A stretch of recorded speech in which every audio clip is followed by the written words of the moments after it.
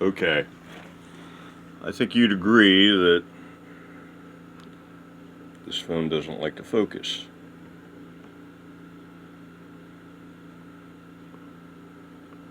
That screw looks better than that. Wouldn't you say? Yeah, so that's the new one, that's the old one. And the new ones match the pick guard. Gonna be nice. Okay, both screws are in, and now it's time to hook that thing up and make sure the jack's working.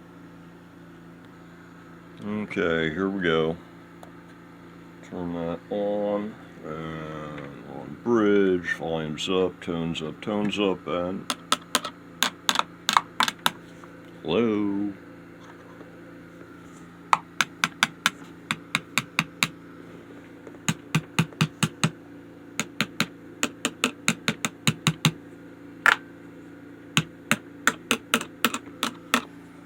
Not quite sure what's going on here.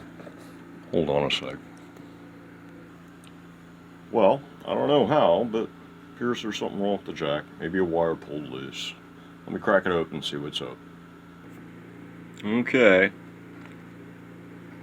I did pull something loose. Middle bridge. That's loose. And I just ran the alligator clips up to the middle pickup. That's loose. Yeah, middle bridge, right. I ran the alligator clips to this one, so the bridge pickup's working at least as far as the switch. So let me start by fixing this, and then I'll continue to trace it back. Okay, got that fixed. See what's going to happen here. Okay, looks like that's all it was. Yeah, I've got signal once again, so let me go ahead and bottle it back up here. Get these gator clips off before the kitten rips them out.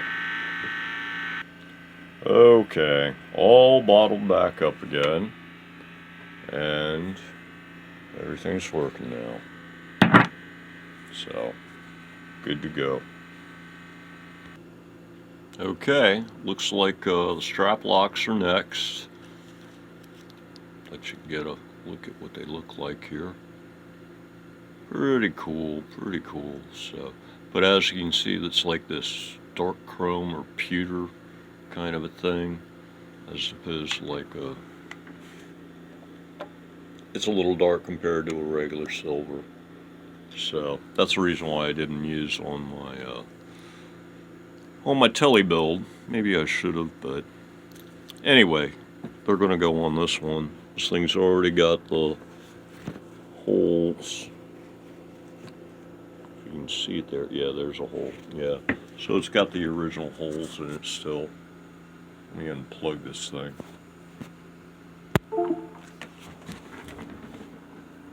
And yeah, awfully dark, but there's a hole right there, so take my word for it. Yeah, okay, so yeah, strap locks are next. Let me dig up the wax for the screws. Okay, strap locks are on. Screws on strap locks tend to be a little longer and fatter than the screws for strap buttons, so I probably should have drilled a slightly larger or deeper or both pilot hole, but I didn't, and I got them in. But yeah, it's probably better to go with a slightly larger hole. That way you make sure it doesn't get too tight near the end and you strip something out, you chew up the head. But I was careful and I got them in. So next step is I need to, the end of these guys here is always bigger than the hole on a strap. So when you stick it through, the strap around the hole tends to stick up, and then you can't get the thing to torque down nice and flat and clean. So what you need to do is you need to, let me grab the strap. So what you need to do is you need to enlarge this hole here so that it will be the same size as this thing here. So yeah, it's going to be a little bit bigger. I mean, you need a hole that's almost the size of where this stitching is, but usually I'll use that as the top of the hole, and I'll take a little bit out on the sides, and then down in this area here on both sides of the split. And for that I use a curved chisel and a hammer. So I'll be back. Okay, got a block of wood, got my chisel here, nice little curved thing, and got my hammer, and I'm just going to come in like here. This thing will show it kind of like that, and like that's totally in the shadows. But anyway, like I said, that'll be where the bottom of the hole is, and then I'll be taking out a little bit here and a little bit here. And so let me do that. And there we go, it's been enlarged, and that should fit pretty nicely here.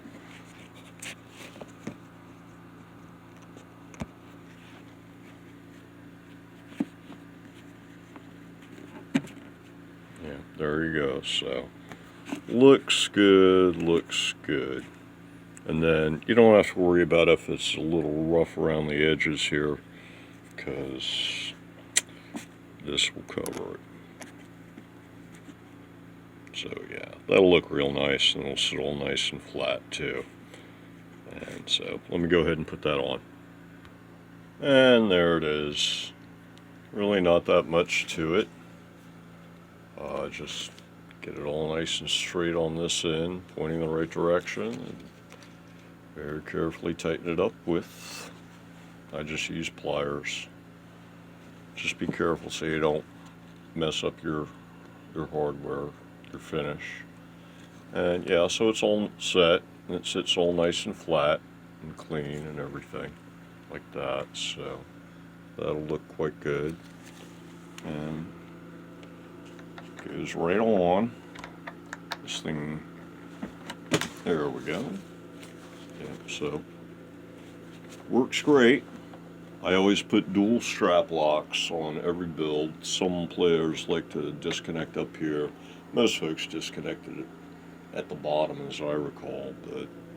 But also, like if you're working on a guitar, or if you store in a case, a lot of times the guitar won't store in the case with the strap attached, and so this makes it easy. It just pop the strap off entirely, and they only cost a few dollars for each lock. So I mean, this is the kind of mod you can probably do for $10 on any guitar. So yeah, let me go ahead and put the other one on the strap, and I'll be right back.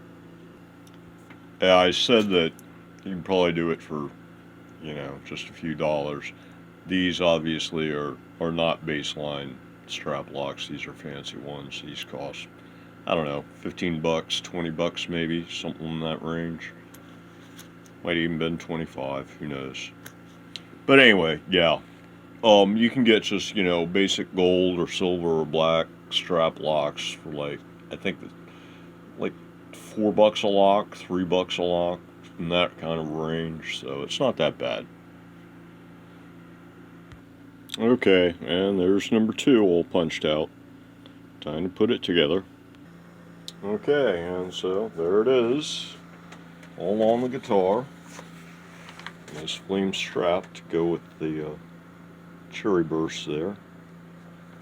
And some nice looking strap locks.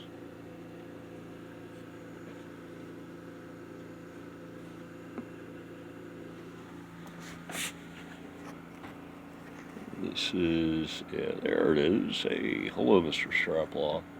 So yeah, some nice looking strap locks there. Okay, let me see if there are any parts left.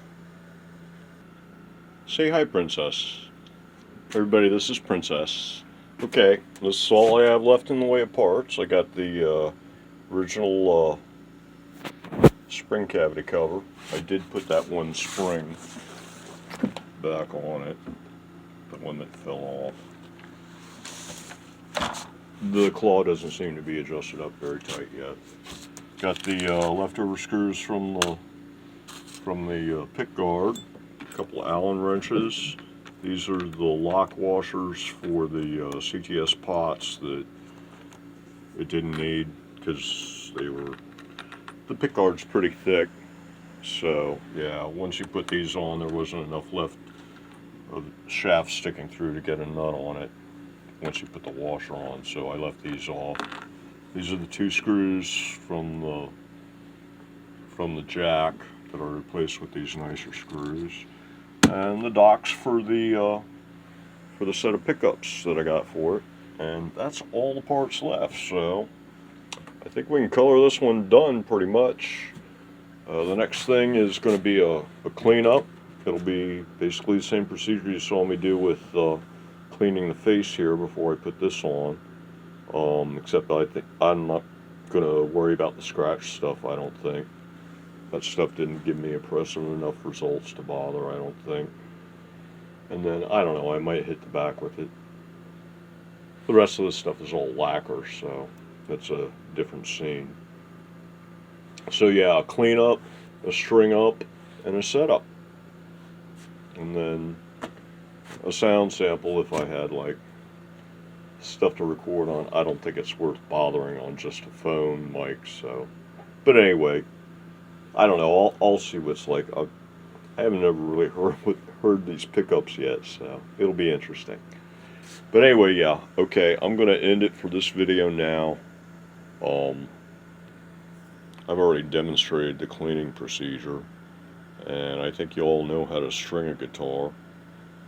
This is going to be pretty easy. It's got should be a top loader here. No, it's a string through. Oh, wait, what am I thinking? Yeah. Okay, so yeah, through the back, through the block. But hey, I got no cover, so that's going to be a little easier at least. All right. So yeah, through the back, through the block. Come on up, over the roller saddles, through the locks, and then up into here. When I string it up, I can actually, if I do it the opposite direction, no wait, it doesn't matter. This isn't a Floyd Rose. With a Floyd Rose, if you string it from this end, through here, and then down and lock it, leaving the ball up here, you only have to cut one end of the string instead of both ends. You don't have to cut off the ball and then come up here, string it up, and then cut off the excess there. So yeah, but this isn't a Floyd Rose. So, but anyway, yeah, clean it up, string it up, and then the setup. The nut height is already adjusted correctly, so that should be all set. We'll need to adjust the saddles, the intonation, bring each of the pickups up to their optimal height, which is basically going to be like as high as possible without getting magnetic buzz. And then you want to take each pickup and balance it for treble versus bass side for volume. And then once you've got each one set for it's in its sweet spot, and the treble and the bass are equal volume by changing the height of one side or the other. Then the third step is then you start switching between pickups in order to get them all at relatively the same volume, which means you're going to be raising some and lowering others. And then you do that until you get like, this is a 5-way, so you're going to try to get it so that all 5 positions are just about the same volume. At least that's considered the optimal setup, because that way you don't have any big changes. Now, some folks, if all you're going to be doing is run into this, you just run that one in the sweet spot, and if the rest are a little quieter, that's life. But really, I suppose what you would say that like the I mean, you can also run them all in the sweet spot and then just live with the volume and balance from one to the next. It is probably a good idea to balance them treble to bass though. But really, for all-around general playing so that you can, you know, switch between pickups and stuff when you're playing live and not have to worry about, like, you know, sudden changes in volume or anything like that.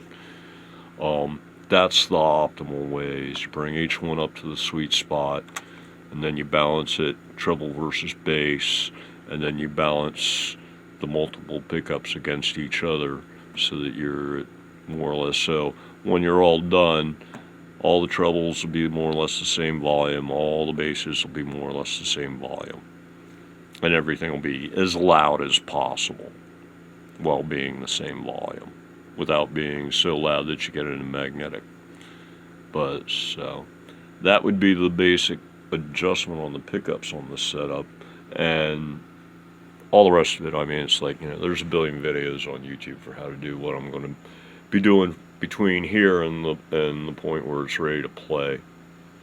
So so until I do a video on the Strat build as part of my guitar builds video series, I guess. It's terrible. I never really meant to start a YouTube channel, but yeah, so this could be the last video on this guitar until then. And so until the next one, everybody have a good one. Gotta roll some B-shot for the closing credits here. With the click on this, click on that. It did turn out pretty, so I'm pleased. Yeah, it still needs a little cleanup, but almost there. See everybody later.